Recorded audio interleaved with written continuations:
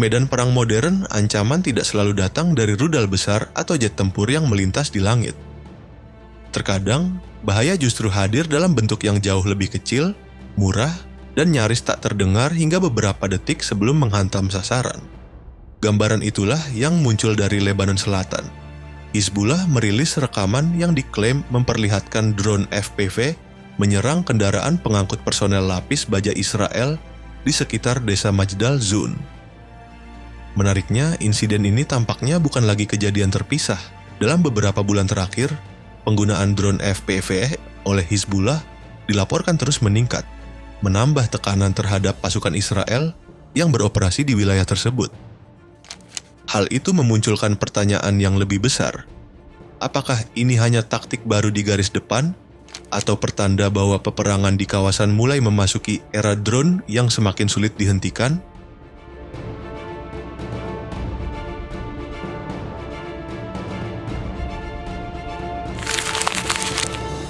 Pada akhir Mei 2026, Hizbullah merilis rekaman yang menunjukkan pola berbeda.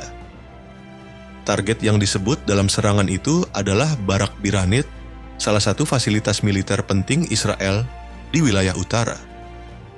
Dari video yang beredar, beberapa drone terlihat bergerak hampir bersamaan menuju sejumlah titik di dalam kompleks. Kendaraan militer, area operasional, hingga lokasi yang digunakan personel menjadi sasaran dalam waktu yang sangat singkat.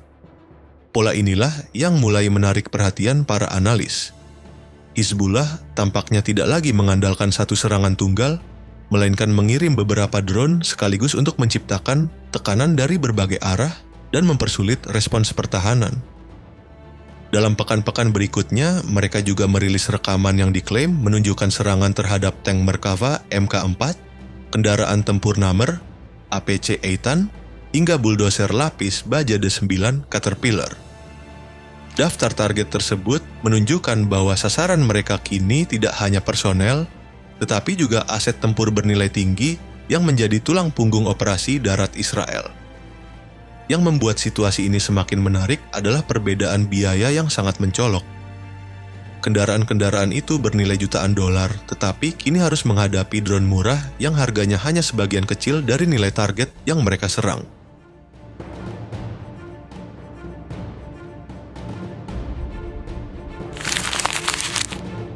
Keunggulan drone-drone ini bukan terletak pada teknologi yang sangat rumit atau mahal.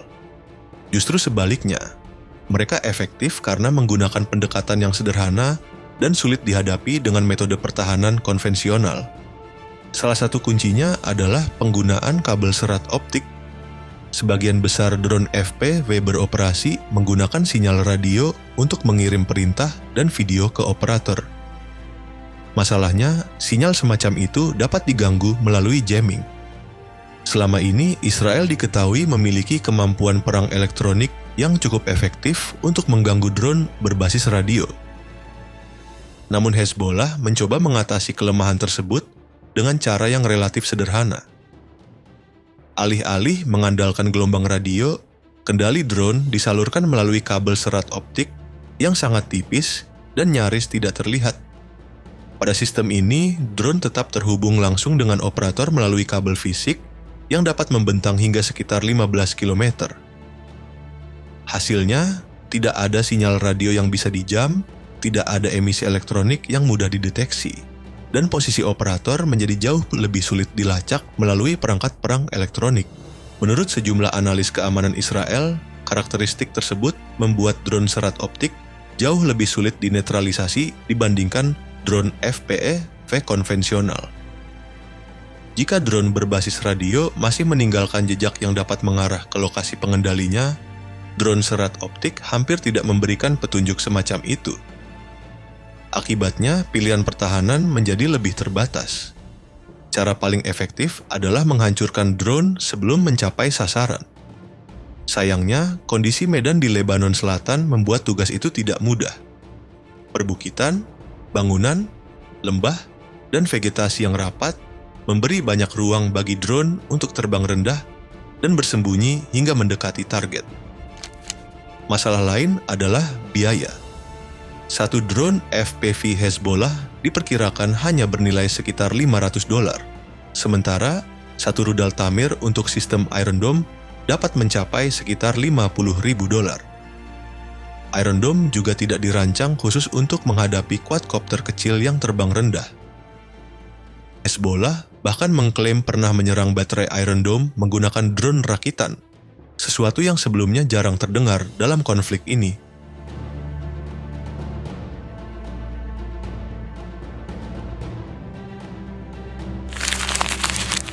Di antara berbagai serangan drone yang dikaitkan dengan Hizbullah, salah satu yang paling menyita perhatian adalah insiden yang melibatkan Mayor Jenderal Rafi Milo. Bukan karena menimbulkan korban besar, melainkan karena menunjukkan bahwa perwira tertinggi Israel di front Lebanon pun kini bisa menjadi sasaran. Menurut laporan yang beredar, Milo selamat berkat selisih waktu yang sangat tipis. Ia bersama seorang staf dikabarkan keluar dari kendaraan hanya beberapa saat sebelum sebuah drone menghantam area tersebut. Kendaraannya mengalami kerusakan, tetapi keduanya berhasil lolos tanpa cedera. Peristiwa itu mengirimkan pesan yang sulit diabaikan. Hizbullah tampaknya tidak hanya memburu target kesempatan di medan perang, tetapi juga berusaha mengincar figur-figur penting dalam struktur komando Israel. Dalam peperangan modern, strategi semacam ini dikenal efektif karena serangan terhadap komandan lapangan dapat mengganggu koordinasi operasi sekaligus memengaruhi moral pasukan. Akibatnya, setiap kunjungan perwira senior Israel ke Lebanon Selatan kini membawa risiko yang jauh lebih besar.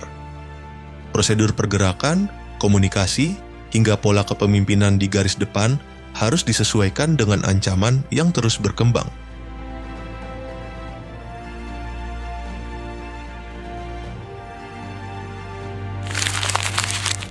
Bagi pasukan Israel yang bertugas di Lebanon Selatan, ancaman drone kini menjadi bagian dari keseharian. Selama belum tersedia sistem penangkal yang benar-benar efektif, risiko serangan mendadak akan terus membayangi setiap patroli maupun aktivitas rutin.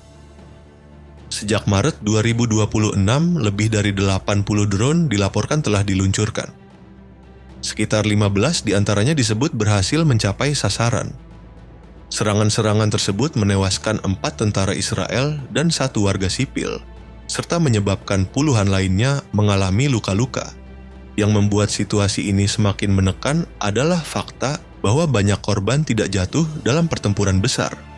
Sebaliknya, mereka menjadi sasaran saat menjalankan tugas sehari-hari di wilayah operasi. Menurut sejumlah analis, ancaman drone FP Veserat Optik menciptakan tekanan psikologis yang berbeda.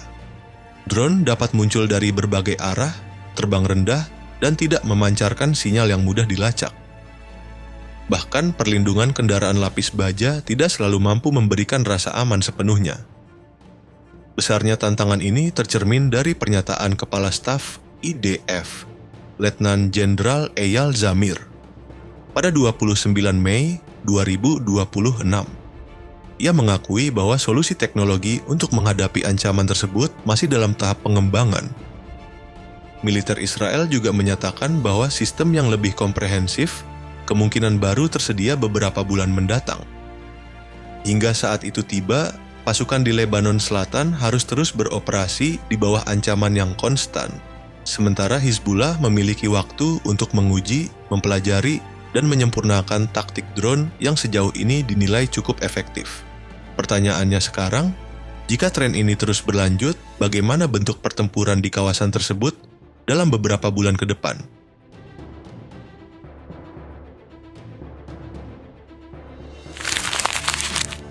Ada beberapa kemungkinan yang dapat muncul dari perkembangan perang drone ini. Skenario pertama adalah Israel berhasil menemukan cara yang efektif untuk menetralkan ancaman tersebut. Baik melalui senjata laser, sistem deteksi berbasis kecerdasan buatan, maupun teknologi baru lainnya, tingkat keberhasilan pencegatan bisa meningkat drastis. Jika itu terjadi, keunggulan yang saat ini dinikmati Hizbullah kemungkinan akan berkurang, dan mereka kembali dipaksa mencari pendekatan baru. Perlombaan teknologi tetap berlangsung, tetapi kendali situasi perlahan kembali berpihak kepada Israel. Skenario kedua jauh lebih mengkhawatirkan bagi IDF. Jika dalam waktu dekat belum ada solusi yang benar-benar matang, militer Israel mungkin harus menyesuaikan cara beroperasi di Lebanon Selatan. pergerakan pasukan bisa menjadi lebih terbatas, kunjungan perwira senior ke wilayah depan semakin dikurangi, dan operasi jarak jauh akan lebih sering diandalkan. Di sisi lain, Hizbullah berpeluang terus menyempurnakan taktik penggunaan drone murah mereka, menjadikan wilayah perbatasan sebagai medan tempur yang dipenuhi ancaman dari udara pada ketinggian rendah. Namun ada satu kemungkinan yang paling berisiko. Bagaimana jika upaya menargetkan komandan senior Israel akhirnya berhasil? Jika sebuah serangan drone mampu menewaskan perwira berpangkat tinggi, dampaknya bisa jauh melampaui kerugian taktis di lapangan. Insiden semacam itu berpotensi memicu respons militer besar-besaran dari Israel dan mendorong konflik menuju eskalasi yang lebih luas. Pada saat yang sama, strategi perburuan komandan yang selama ini digunakan, Hizbullah akan dianggap terbukti efektif dalam memengaruhi jalannya perang. Kisah yang melibatkan Jenderal Rafi Milo, serangan terhadap Barak Biranit, hingga berbagai klaim serangan terhadap tank Merkava memperlihatkan perubahan penting dalam medan perang modern. Ancaman kini tidak selalu datang dari senjata paling mahal atau paling canggih. Dalam banyak kasus, justru perangkat sederhana yang sulit dideteksi mampu menciptakan tekanan terbesar. Israel mungkin optimistis bahwa solusi teknologi akan segera tersedia. Namun, hingga saat itu benar-benar hadir, pasukan yang bertugas di Lebanon Selatan masih harus beroperasi di bawah ancaman drone yang dapat muncul kapan saja. Dan selama ancaman tersebut belum berhasil dinetralisasi, perang drone tampaknya akan terus menjadi salah satu tantangan terbesar di garis depan konflik ini.